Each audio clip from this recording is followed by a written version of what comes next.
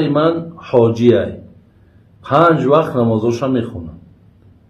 در روسیه زن گرفته، با گفتی خودش او زنش هم مسلمان کرده، یعنی روس بوده است مسلمانش کرده. لکن 9 سال می شود که از حال من و 3 فرزندم خبر نمیگیرم. میگومش که مردک 9 سال شده من چیکار کنم؟ میگم میفورد همین خیلی زندگی، نمیفورد برای شوک. خسر ما گفتم، خسر میگه که هر ماه 5000 درایی میکند که 5000 روسی. صبر که آیندهش خوبه، اگر صبر نکنی. من پرسیدم، داملا را پرسیده بود است، داملا گفت است اگر صبر نکنه خدا میزنش. بابای حاجی همینجا شما چی گفتنیه؟ برادرای عزیز و خیلی گرامی،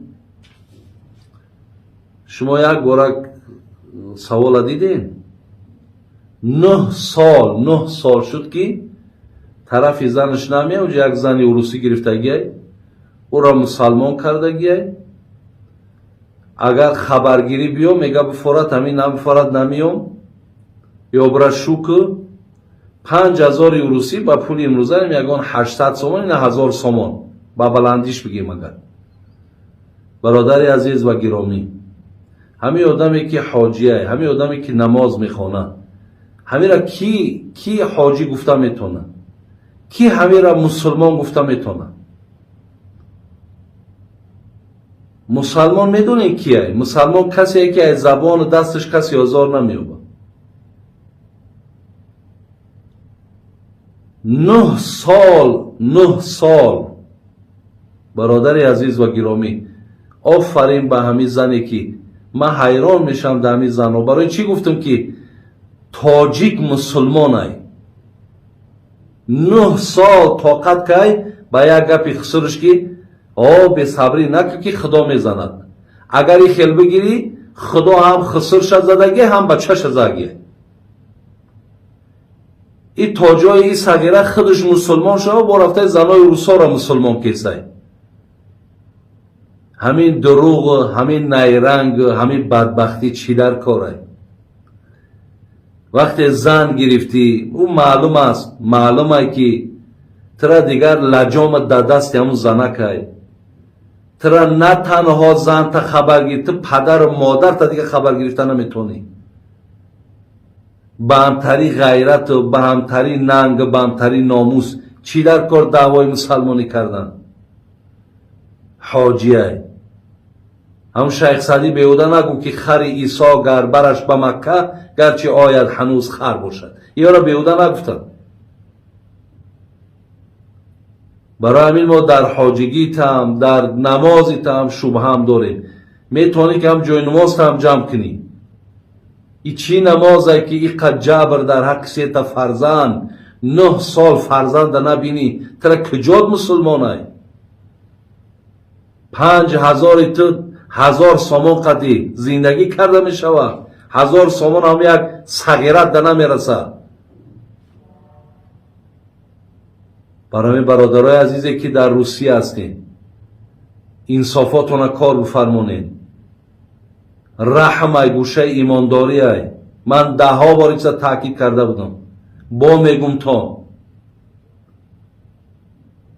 ای زناتون یاد کنین، ای فرزنداتون یاد کنین.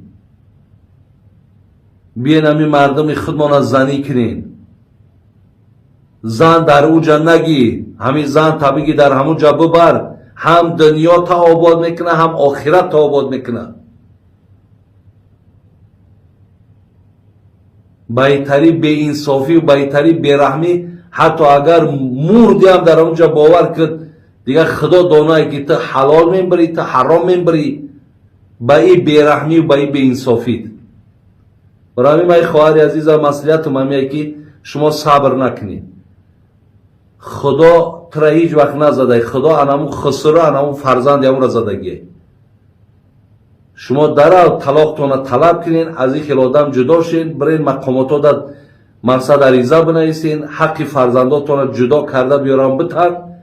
برادر یک جا یک مشغولات کار شو روستا پیش بردن بگی یک دردی سر یک بدبخت خلاص میشه انشالله این راه حلش را میای.